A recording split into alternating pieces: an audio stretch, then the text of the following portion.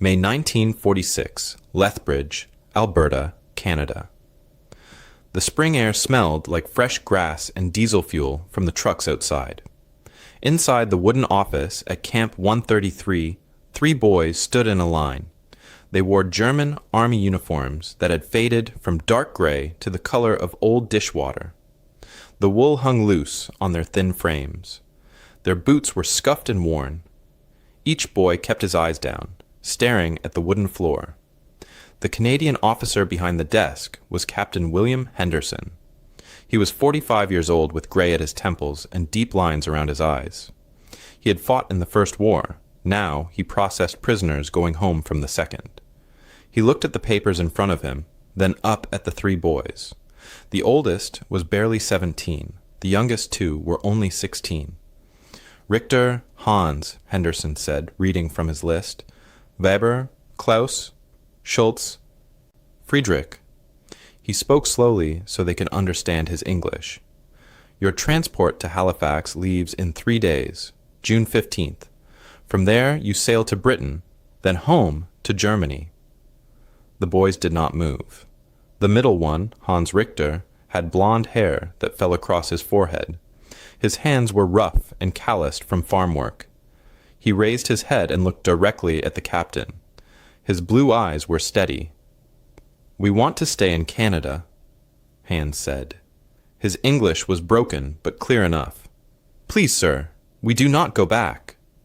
Henderson blinked. In 2 years of running this camp, he had seen many things. But this was new. 3 teenage enemy soldiers refusing repatriation, choosing to stay behind barbed wire rather than go home. "Son," Henderson said carefully, "you don't understand. The war is over. You're going home." Klaus Weber stepped forward. He was taller than the others, with dark hair and serious brown eyes. He held a folder of papers against his chest. "Sir, I have university papers. From Saskatchewan. I study here. In Germany, there is nothing." The 3rd boy, Friedrich Schultz, said nothing. He was the smallest, with red hair and freckles across his nose. His hands shook slightly. He looked like he might cry. This moment was stranger than most people could imagine. To understand how impossible this scene was, you need to know what the world looked like in May 1946. Exactly 1 year earlier, Germany had surrendered. The Third Reich was dead. Adolf Hitler had killed himself in his bunker in Berlin. The war that had killed 60 million people was finally over, but Europe was destroyed. Germany was split into 4 pieces, controlled by America, Britain, France, and the Soviet Union. Berlin was a field of rubble. Hamburg was ruins. Dresden was ash. Millions of people wandered the roads with no homes to return to. Food was scarce. Children starved in the streets. Former soldiers faced shame and suspicion everywhere they went. Germany was a wasteland of broken buildings and broken dreams. Meanwhile, here in southern Alberta, Camp 133 still stood. It covered 720 acres of flat prairie land just outside Lethbridge. Rows of wooden barracks stretched as far as the eye could see. Guard towers rose 30 feet high at each corner. 2 layers of barbed wire fence surrounded the entire compound. This was the largest prisoner of war camp in all of North America. At its peak, it had held 12,500 German prisoners. Now, in May 1946, over 10,000 still remained. Most were regular soldiers, U-boat crews, paratroopers, tank drivers, men in their 20s and 30s who had been captured in North Africa, Italy, France. But hidden among them were approximately 300 teenagers. Some were 17 or 18, some were 16. A few were only 15 years old. They had been swept up in the final desperate months of the war, when Germany ran out of men and started taking boys. These were not hardened warriors. They were children in uniforms. They had been in the Hitler Youth, learning to march and salute and worship the Führer since age 10. Then, when Germany was losing badly, the army grabbed them straight from youth camps and handed them rifles. Most lasted only weeks before capture. Now they sat in Canadian prison camps, thousands of miles from home, still trying to understand what had happened to their world. The Canadian government faced a problem it had never expected. Britain wanted every single German prisoner sent back immediately. No exceptions. No delays. The British were clear, repatriate them all, but thousands of Germans were begging to stay. They had written letters, they had filed petitions, they had found Canadian farmers and families willing to sponsor them. And now these three boys stood in Henderson's office, refusing to leave. How did this happen? How did enemy soldiers, boys who had been trained to hate and kill, come to love the country holding them prisoner? What could possibly have occurred in the 2 years between their capture and this moment to make them prefer Canadian barbed wire over returning to their own families? Hans Richter had joined the Hitler Youth in Hamburg when he was 10 years old. It was not a choice. Every German boy joined. They taught him that Germany was saving the world, that enemies were less than human, that dying for Hitler was the greatest honor. He believed every word because everyone around him believed. His teachers believed. His parents believed. The radio said it was true. Doubting meant punishment, so he never doubted. Klaus Weber from Munich learned the same lessons. Friedrich Schultz from Dresden heard the same lies. They competed in war games. They practiced shooting. They memorized Nazi speeches. They dreamed of the day they would fight for the fatherland. That day came in 1944 and 1945, when they were still children. They went to war. They fought. They were captured. And then something impossible happened. Captain Henderson looked at the three boys standing before him. He saw the hope in their eyes. He saw the fear. These were not monsters. They were scared kids who had been lied to their entire lives. He had a job to do. He had orders. But his heart ached for them. "Boys," he said quietly, "I cannot make this decision. This comes from Ottawa. From London. You are all going back." He paused. "I'm sorry." Hans Richter's face fell. Klaus Weber's shoulders slumped. Friedrich Schultz let out a small sound, almost a whimper. The war had ended. The killing had stopped. But for these three boys, the hardest battle was just beginning. To understand why three German boys refused to leave Canada in 1946, you need to know how they became soldiers in the first place. Their story started years earlier, when they were just children learning to hate. Hans Richter was 10 years old in 1940 when the Hitler Youth came to his school in Hamburg. A man in a brown uniform stood at the front of the classroom and announced that every boy must join. It was not a request. It was an order. The next Saturday, Hans put on his new uniform. Brown shirt, black shorts, a red armband with a black symbol on it. He felt proud. Everyone told him he should feel proud. The Hitler Youth was not like Boy Scouts. It was training for war. Hans learned to march in perfect lines. He learned to shoot rifles at targets shaped like enemy soldiers. He learned songs about dying for Germany. Every meeting started the same way. The boys raised their right arms straight out and shouted loyalty to Adolf Hitler. Hans shouted louder than anyone. He wanted to be the best. The leaders taught them history, but it was all lies. They said Germany lost the first war because of traitors and weak people. They said other countries wanted to destroy Germany. They said Jewish people were the enemy. They said Germans were better than everyone else. Hans believed it all. He was 10 years old. His teachers said it. His parents said it. The radio said it every day. How could it not be true? Klaus Weber in Munich learned the exact same things. So did Friedrich Schultz in Dresden. By the time they were 12, these boys could take apart a rifle and put it back together in under 2 minutes. They could read maps and use a compass. They could recognize enemy tanks from their silhouettes. They knew which races the Nazis said were inferior and which were acceptable. They had stopped thinking for themselves. They just believed what they were told. The Hitler youth camps felt like adventure. The boys hiked in the mountains.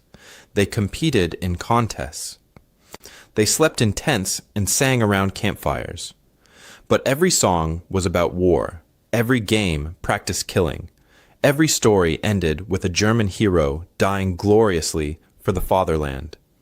The boys dreamed of the day they could be real soldiers. They thought war was glorious. They had no idea what it actually meant. That day came much sooner than anyone expected.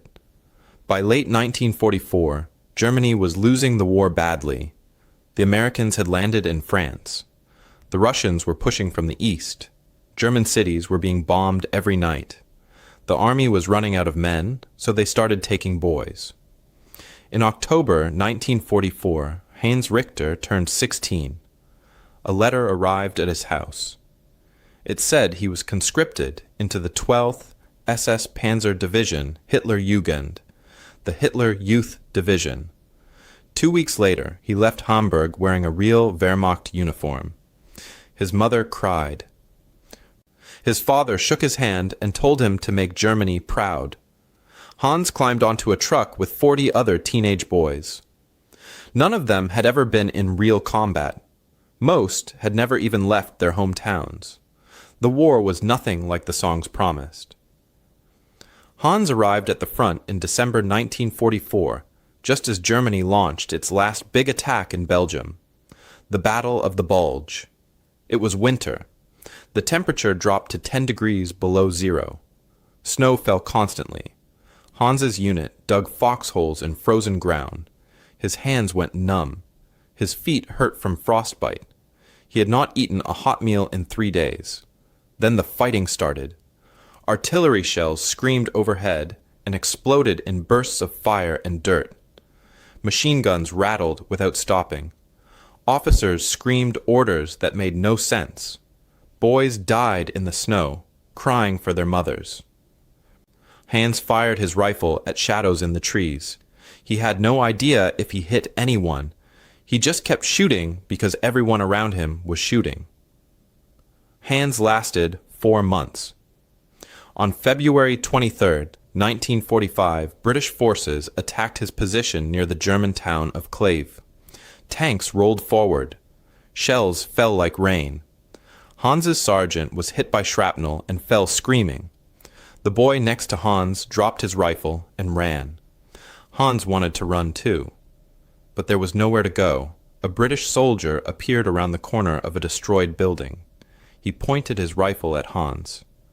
Hans dropped his weapon and raised his hands. 40 other teenage soldiers did the same.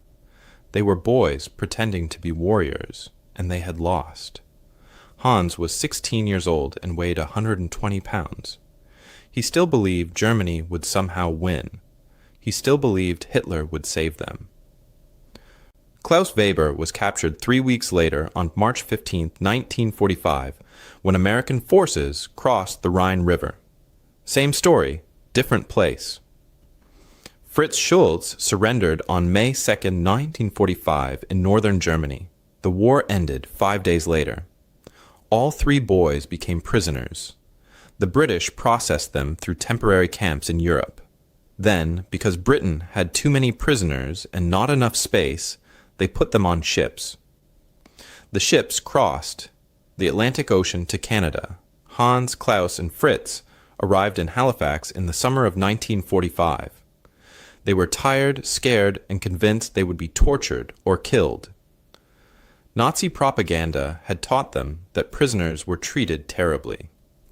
Canadian guards loaded them onto trains. The trains rolled west for days across endless forests and prairies. Finally, they arrived in southern Alberta. The guards marched them through gates topped with barbed wire. This was Camp 133 Lethbridge. This was where they would spend the next year of their lives. None of the 3 boys could have guessed what would happen next. They expected punishment. They expected cruelty. They expected everything they had been taught about enemies. What they got instead changed them forever. When Hans Richter first walked through the gates of Camp 133 in June 1945, he expected to die. Everything the Hitler Youth had taught him said prisoners were tortured. The propaganda film showed Allied soldiers beating captives. The officers said enemies murdered Germans for fun. Hans kept his head down and waited for the beating to start. It never came. Instead, a Canadian guard led him to a wooden barracks. The building was clean. It had electric lights hanging from the ceiling. Bunk beds lined both walls, each with a mattress and 2 wool blankets. The guard pointed to an empty bed and said something in English. Hans did not understand the words, but the tone was not angry. The guard was not yelling. He was just explaining. Hans sat on the bed. It had springs that creaked under his weight. After 4 months sleeping in frozen foxholes, it felt like heaven. He waited for the trick. Surely this kindness was a trap. They would give him comfort, then take it away as punishment. Klaus Weber arrived 2 months later in August. He walked into the same camp and saw the same clean barracks. He saw German prisoners playing soccer on a grass field. He saw a building with a sign that said library. None of this made sense. Where was the cruelty? Where was the suffering? Friedrich Schultz came in late August, one of the last groups from Europe. The guards gave him a tin plate and led him to a dining hall. Hundreds of German prisoners sat at long tables eating dinner. Real food, bread, soup with vegetables and meat. Fritz had not seen meat in 6 months. His hands shook as he ate. He kept expecting someone to slap the food away. But the real crisis was not about comfort. It was about belief. These 3 boys had spent their entire lives being told what to think. Germany was great. Hitler was a hero. The war was noble. Now they sat behind barbed wire, defeated, and the old ideas still filled their heads. Hans kept a small photograph of Adolf Hitler hidden in his boot. At night, when the lights went out, he would take it out and look at it. He still believed. Germany had lost battles, but the war was not over. The Führer must have a plan. They just had to wait. Klaus still gave the stiff-armed Nazi salute when talking to older German prisoners. It was habit. It was what he knew. When guards saw him do it, they frowned but did not punish him. That confused Klaus even more. Why did the enemy allow this? Fritz cried when guards took away his Hitler Youth dagger during processing. The dagger had his name engraved on it. It was a prize for being excellent in training. Losing it felt like losing part of himself. Camp 133 held over 12,000 German prisoners. Most were older soldiers who had fought for years. Many were still committed Nazis. They created their own hierarchy inside the camp. The hardcore believers ran things. They enforced rules. They punished anyone who spoke against Germany or questioned Hitler. 2 prisoners at a different camp had been murdered by fellow Germans for saying the war was wrong. Everyone knew that story. It made boys like Hans, Klaus, and Fritz afraid to speak their doubts out loud.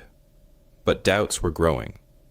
The Canadian Guards let prisoners listen to radios. The BBC broadcast news in German. The boys heard reports about Germany's cities being destroyed. They heard about the surrender. They heard about refugees flooding the roads with nowhere to go. Each broadcast made the old beliefs harder to hold. Then came the day that broke them. In late August 1945, Canadian authorities showed all prisoners a film. It was footage from liberated concentration camps. The projector flickered to life in the camp theater. The screen showed piles of dead bodies, skeletons with skin stretched over bones. Huge ovens for burning corpses, survivors so thin they looked like ghosts. The narrator said these were death camps. The narrator said Germany had systematically murdered 6 million Jewish people. 6 million. The number was too big to understand. The images were too horrible to believe. Hans Richter threw up.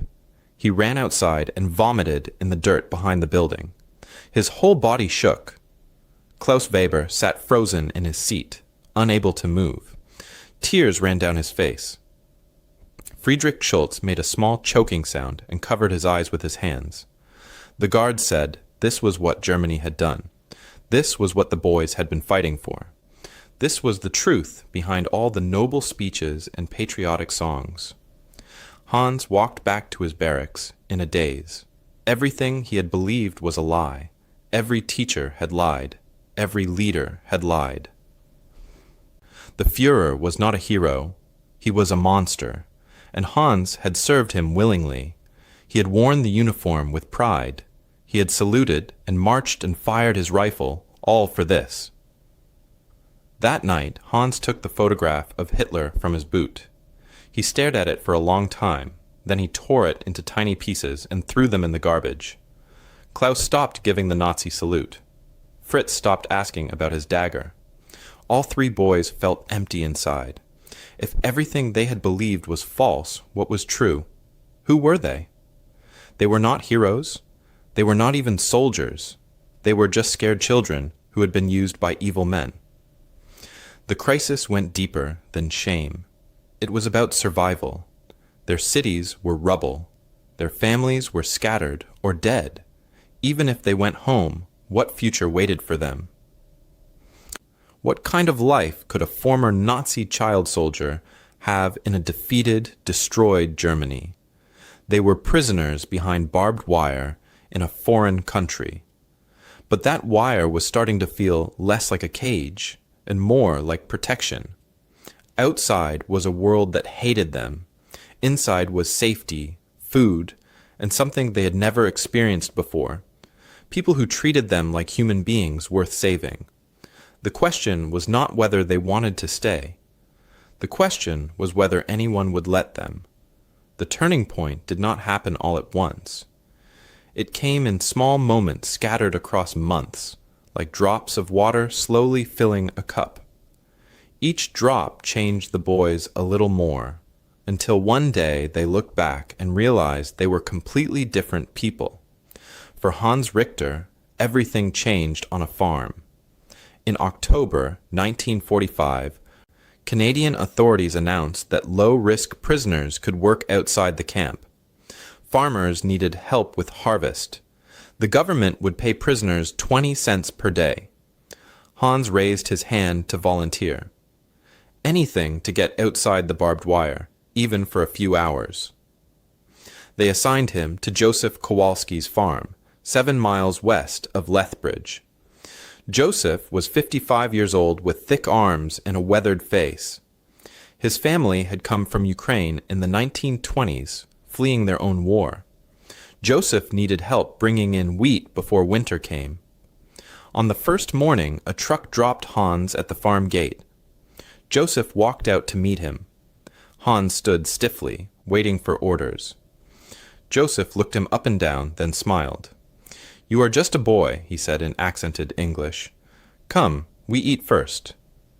Hans followed Joseph into the farmhouse. The kitchen smelled like fresh bread and coffee. Joseph's wife, Anna, stood at the stove. She turned and saw Hans in his faded German uniform. For a moment, nobody moved. Then Anna pulled out a chair at the table. "Sit," she said. "You must be hungry." They gave him eggs, real eggs fried in butter, thick slices of bread with jam, a glass of cold milk. Hans ate slowly, waiting for them to take it away. They never did. When he finished, Joseph handed him a cup of coffee and explained the day's work. No yelling, no threats, just simple instructions. Hans worked that farm 6 days a week through fall and winter. He drove the tractor. He fixed fences. He helped Joseph repair the barn roof before snow came. Every day, Anna made him lunch. Every day, they ate together at the family table like he belonged there. They had a daughter named Margaret, 14 years old, with dark braids and bright eyes. She practiced her English with Hans, teaching him new words. When Hans made mistakes, she laughed kindly and corrected him.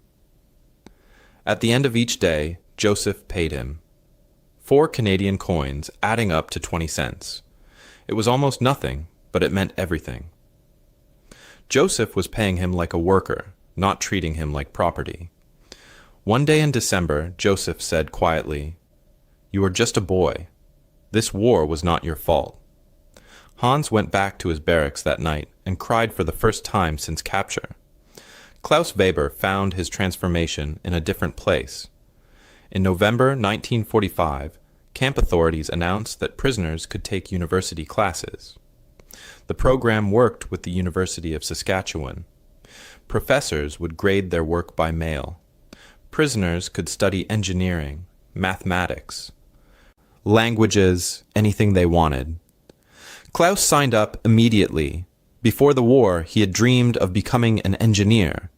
His father had been a mechanic in Munich. Klaus loved taking things apart to see how they worked. Now, behind barbed wire, he could actually study it properly. They gave him real textbooks, heavy books with hundreds of pages about physics and mathematics.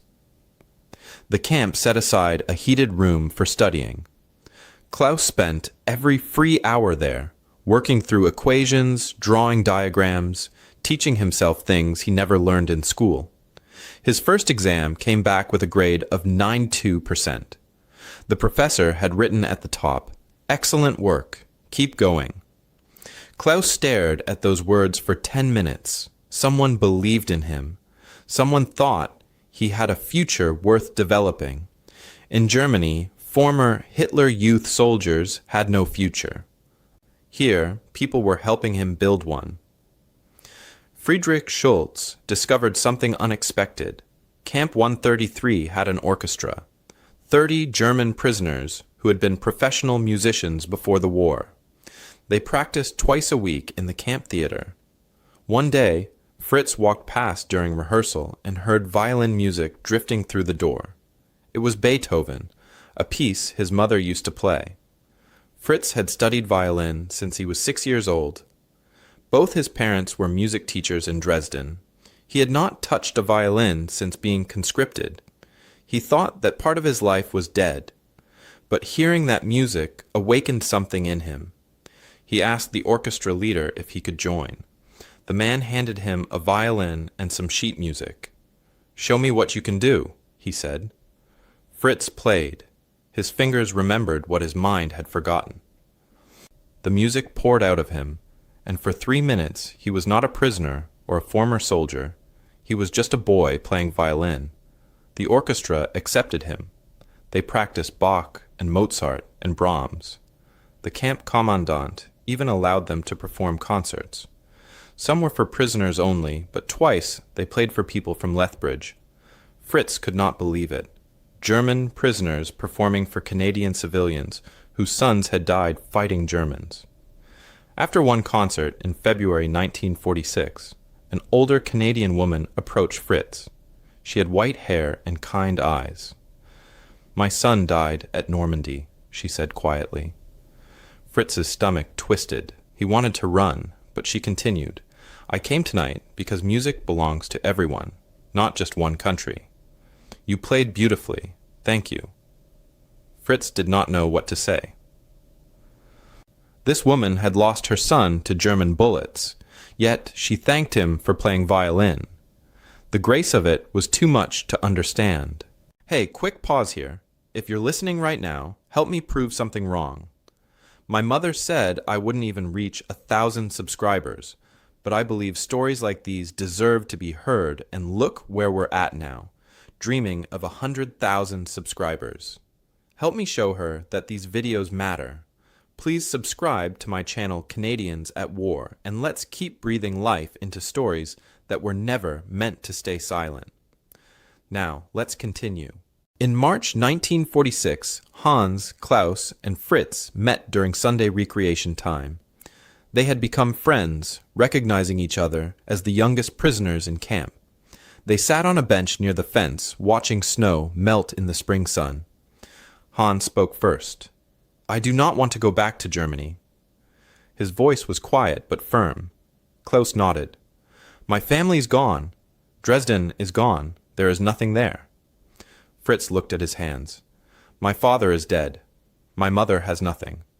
What can I give her if I return another mouth to feed? They sat in silence for a moment. Then Hans said what they were all thinking. What if we try to stay here? It sounded crazy. They were enemy soldiers. They were prisoners. But they had tasted something in Canada they had never known in Germany. Hans had experienced kindness from people who should hate him. Klaus had been given education and a chance at a real future. Fritz had found grace from a woman who had every right to curse him.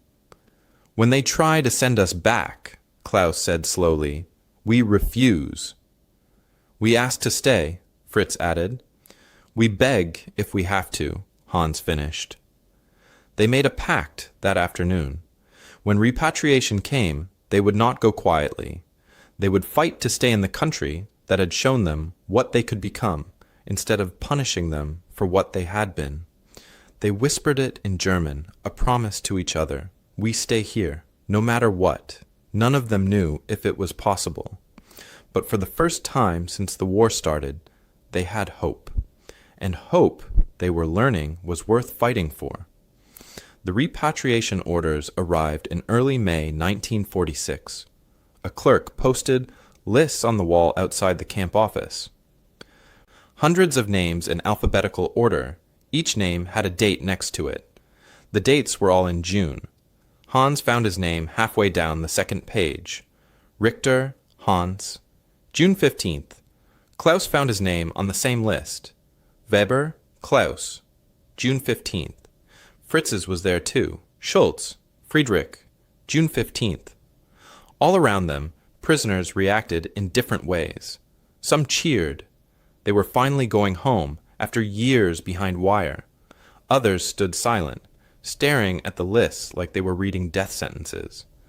A few walked away without checking at all, as if not seeing their names would make repatriation disappear. Hans felt his chest tighten. 3 weeks.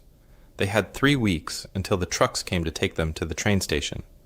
3 weeks until they lost everything they had built here. That afternoon, the 3 boys made their move.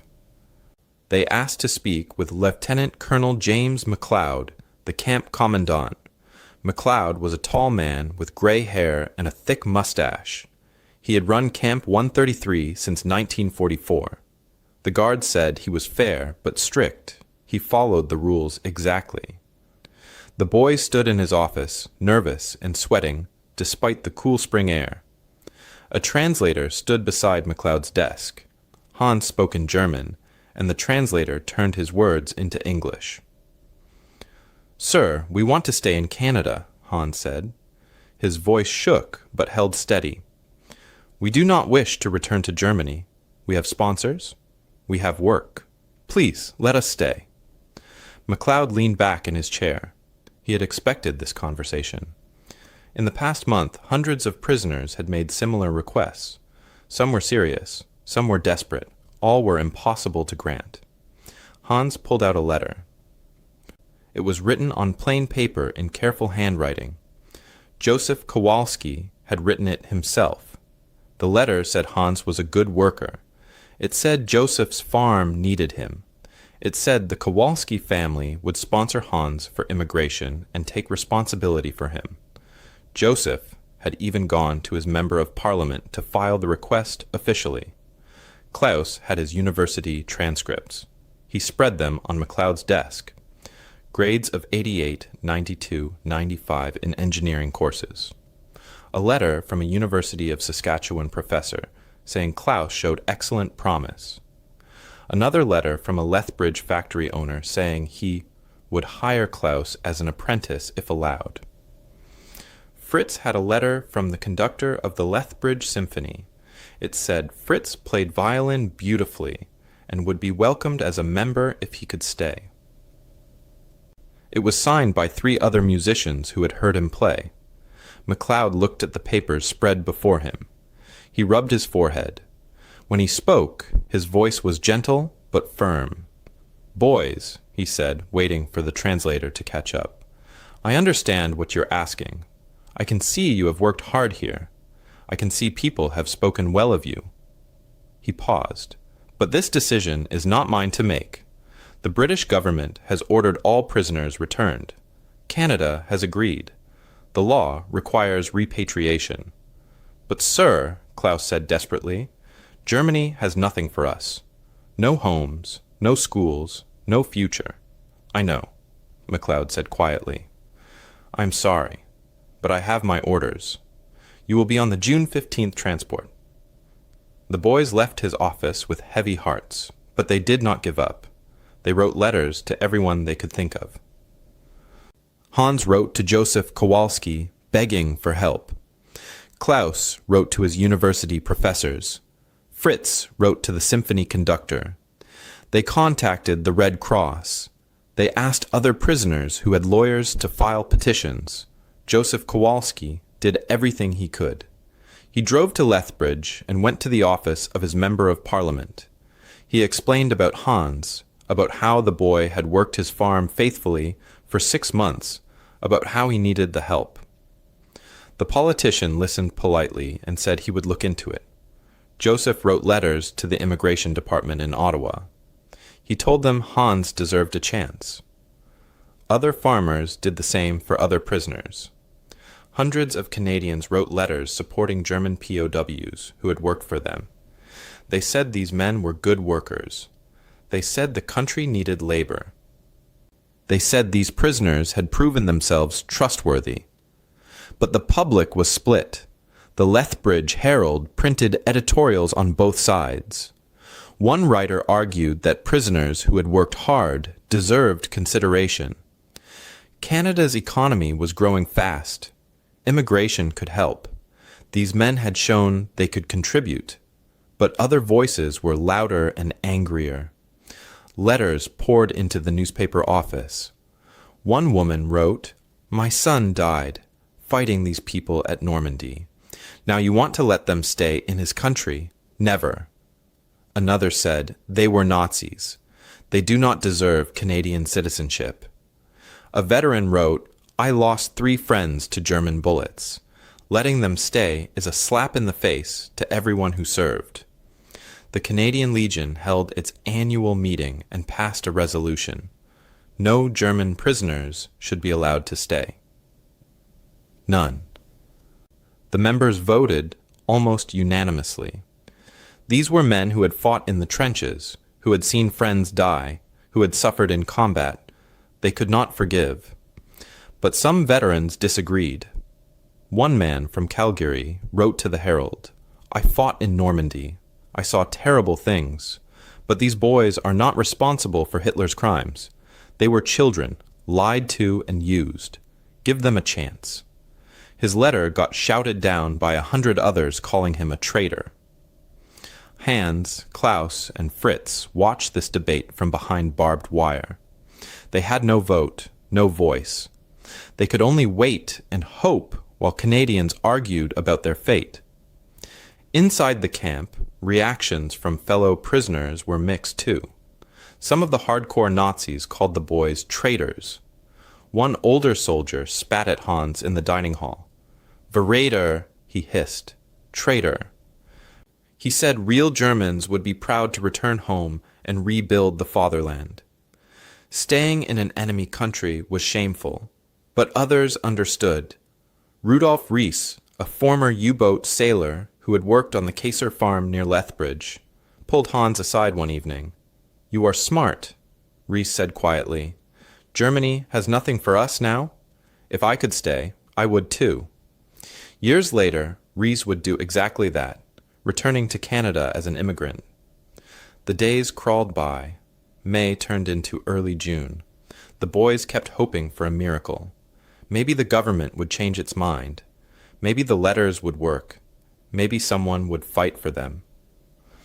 On June 8th, 1 week before the transport, MacLeod called them back to his office. They ran across the compound, hearts pounding. Maybe this was good news. Maybe they had won. MacLeod looked tired. The lines around his eyes seemed deeper. He spoke slowly, making sure they understood every word.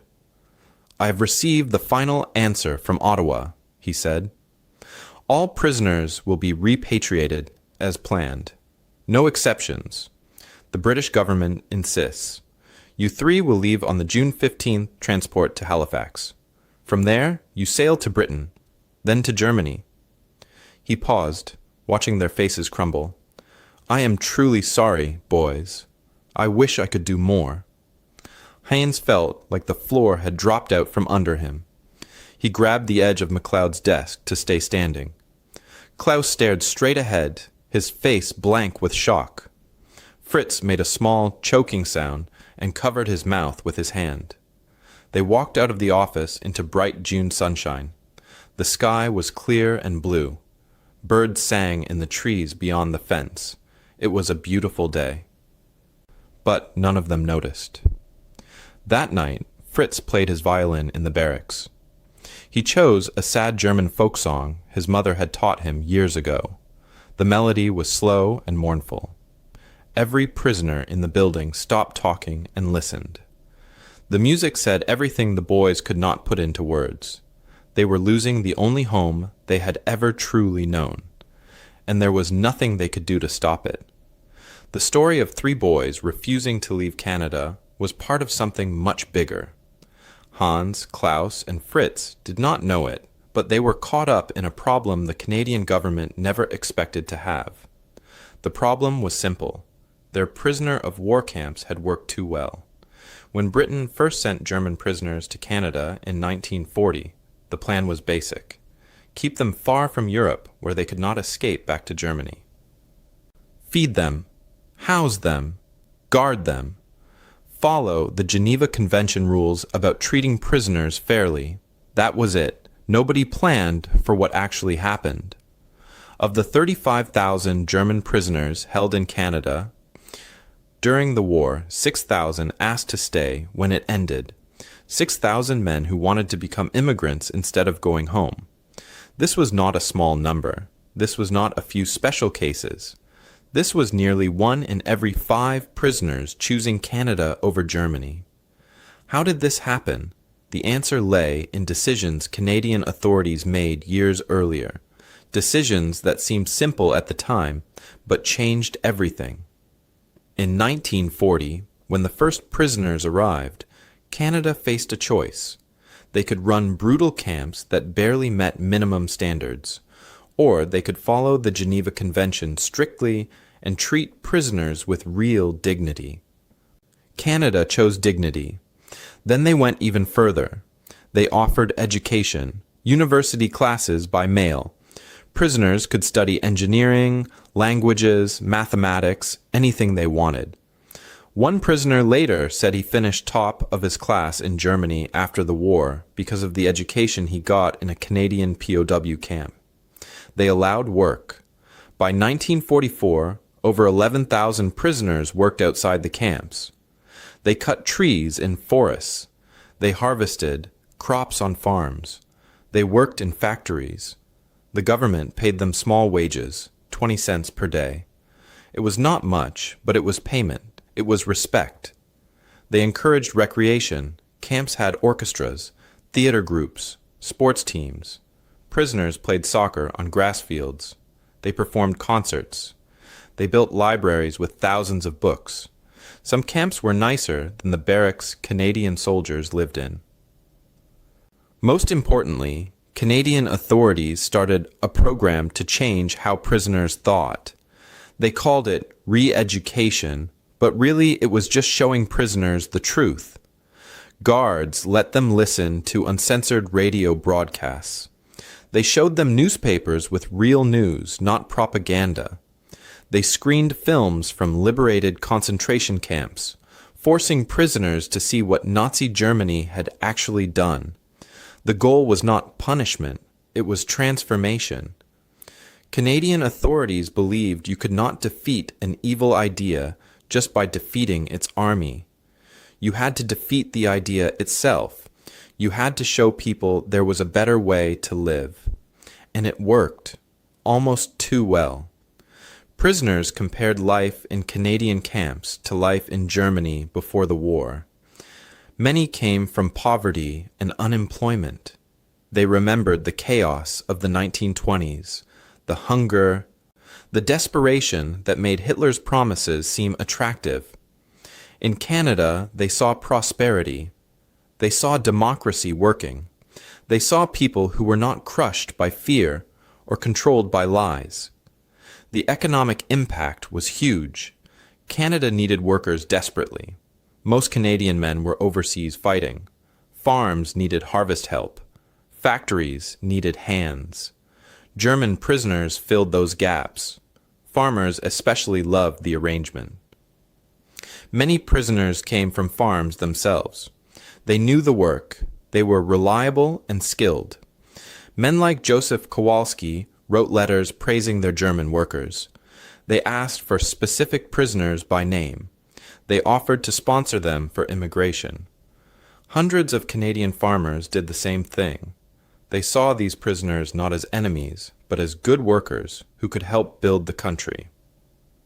There was also a strategic reason Canada treated prisoners well, even if nobody said it out loud. By 1946, the war with Germany was over, but a new conflict was starting. The Soviet Union was becoming an enemy. West Germany would soon be an ally against communism. Former German soldiers who experienced Canadian kindness became unofficial ambassadors. They went home telling stories about democracy, about freedom, about countries where governments did not control every thought. One prisoner named Wilhelm Rahn was captured at age 19. Years later, he wrote that Canadian treatment destroyed his belief in Nazi ideas and showed him democracy could work. When he returned to Germany, he joined the new West German army as it allied with NATO. He remained grateful to Canada his whole life, even returning in 1967 for military training as a friend, not an enemy. But in June 1946, none of this mattered to the immediate problem. Britain wanted every prisoner back, period, no exceptions. There were several reasons why. First, Germany needed workers. The country was destroyed. Rebuilding required millions of hands. Every German prisoner sitting comfortably in Canada was one less worker rebuilding German cities. Second, the Geneva Convention required repatriation. International law said prisoners must go home when wars end. Keeping them was legally complicated. Third, letting former enemy soldiers immigrate while peace treaties were still being written created diplomatic headaches. What if some had committed war crimes? What if they were still dangerous? The British government did not want to take those risks. So Britain insisted. Every prisoner returns. Canada agreed publicly. But privately, some Canadian officials saw another way. Immigration Minister Paul Martin quietly let it be known that after repatriation, former prisoners would be welcome to apply for normal immigration. There was a loophole. Go back to Germany first, then apply to come to Canada properly. About 1,000 German ex-prisoners eventually did exactly that. They returned to Germany, spent months or years there, then filled out immigration forms and came back to Canada legally. Rudolf Rees, the U-boat sailor, returned to work for the Kaiser family. Horst Liebeck, a fighter pilot, became a builder in Ontario. Johann Pfeffel came back to Alberta, raised his family, and became a business owner. But this loophole required patience and money. You had to survive in destroyed Germany long enough to save for the trip back. You had to wait for Canadian immigration to process your application. You had to hope the opportunity stayed open. Many prisoners wanted to try but could not afford it. Many gave up and rebuilt their lives in Germany instead. And in June 1946, Hans, Klaus, and Fritz knew nothing about this future possibility. All they knew was the order to leave. All they could see was the end of everything they had built. The studies, the work, the kindness, the hope. All of it would disappear when they boarded the train to Halifax. Canada's prisoner of war program had succeeded in transforming enemy soldiers into men who loved their captors' country more than their own homeland. But now that success created an impossible situation. How do you force people to leave who desperately want to stay? How do you send teenagers back to ruins when they have found a home behind your barbed wire?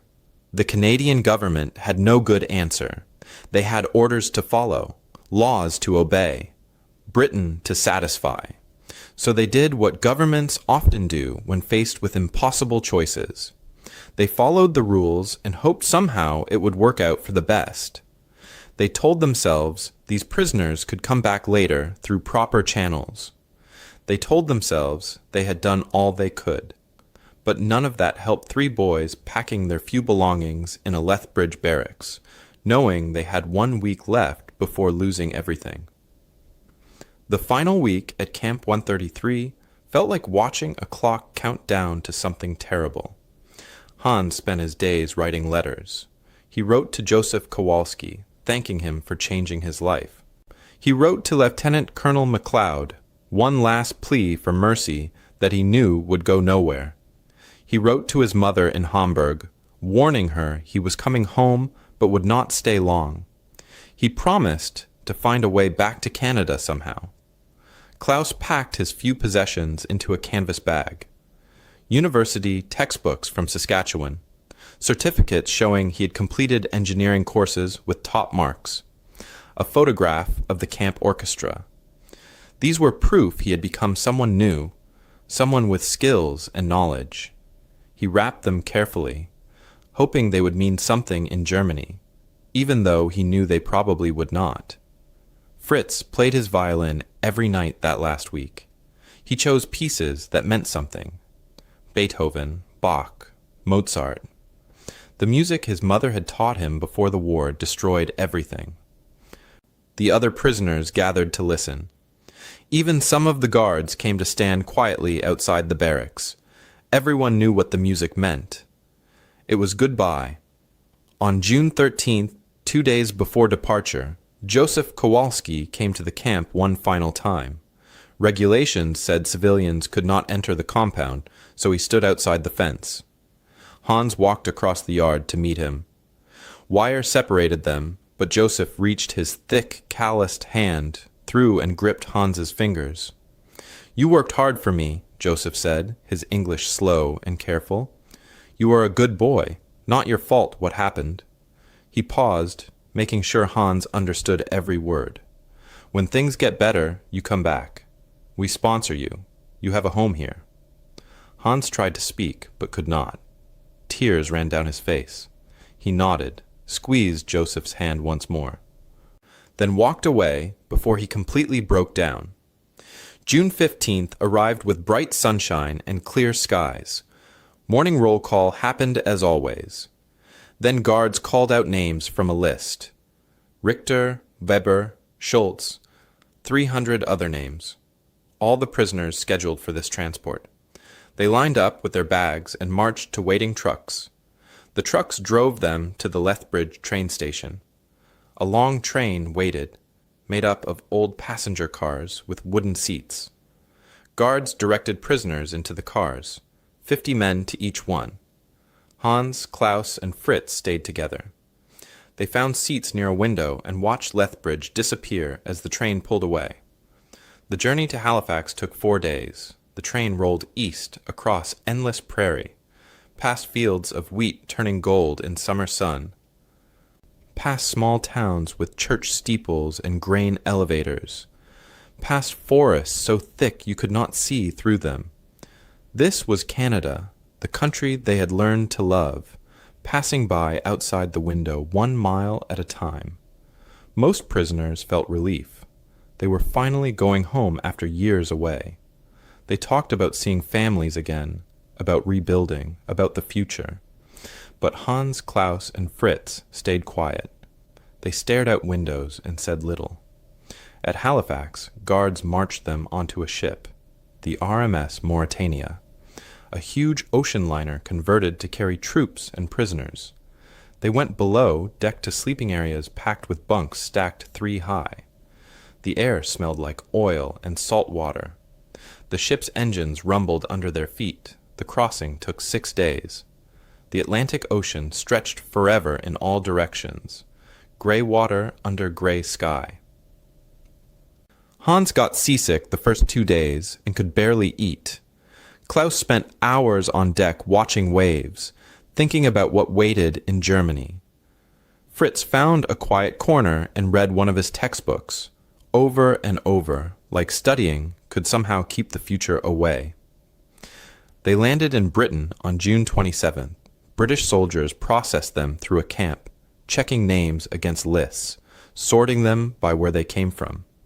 Then more trains to more ports.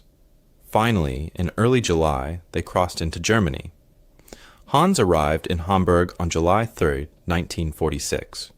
The train station was half destroyed, the roof blown off by bombs. His mother met him on the platform. She barely recognized him. He had grown 4 inches and gained 30 pounds of muscle from farm work. He looked healthy and strong, but Hamburg destroyed him inside. Their apartment building was rubble. They lived in a basement with 2 other families, 7 people sharing 3 rooms. Food came from ration cards that gave you barely enough to survive. Lines for bread stretched for blocks. The black market had everything, but prices were crazy. Hans saw children begging in the streets, old people digging through garbage for scraps. Everywhere, the smell of decay and the dust of broken buildings. Klaus reached Munich to find Dresden was in the Soviet zone, completely cut off. He could not even go to his hometown. He ended up in a refugee camp on the edge of Munich. 20 people shared a tent. They stood in line for food every day. When his University of Saskatchewan certificates arrived in his bag, the camp manager glanced at them and laughed. "Mathematics? Nobody needs mathematics. We need bread." Fritz made it to Dresden.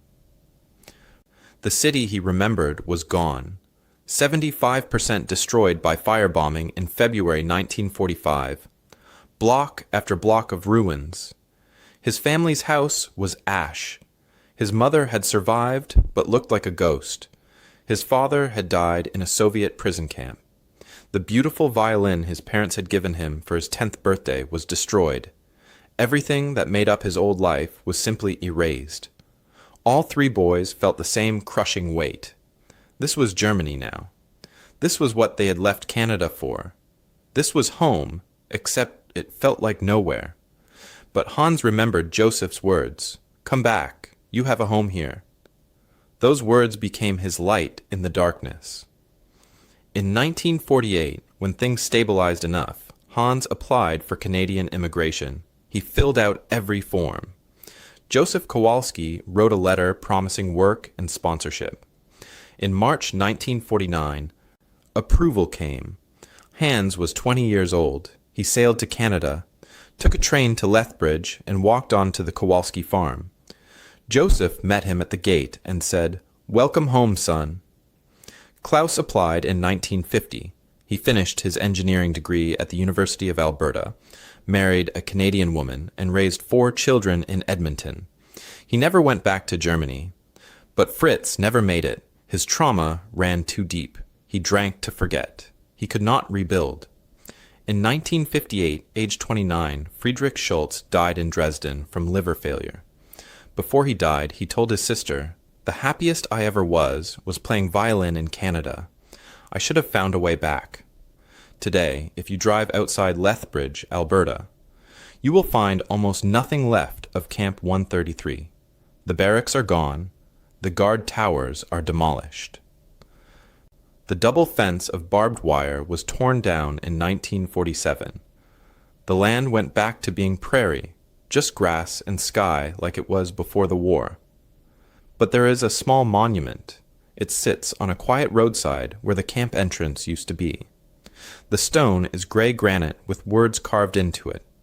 The monument says that 12,500 German prisoners of war lived here between 1943 and 1946. It says they were treated with dignity, according to international law. It says some chose to return to Canada after the war and became citizens. That is all it says. Most Canadians who drive past do not stop. Most do not even know the story. Few people realize that their neighbors, their teachers, or their grandparents might have first come to Canada wearing a German uniform and sitting behind wire. The men who returned kept it quiet. The shame was too great. They told their children they immigrated after the war. They did not mention the part about being prisoners first, so the stories faded. The memories disappeared. An entire chapter of Canadian history became something almost nobody talked about. The legacy of Canada's German prisoner program is complicated. On one side, it showed Canada following the rules even when enemies did not.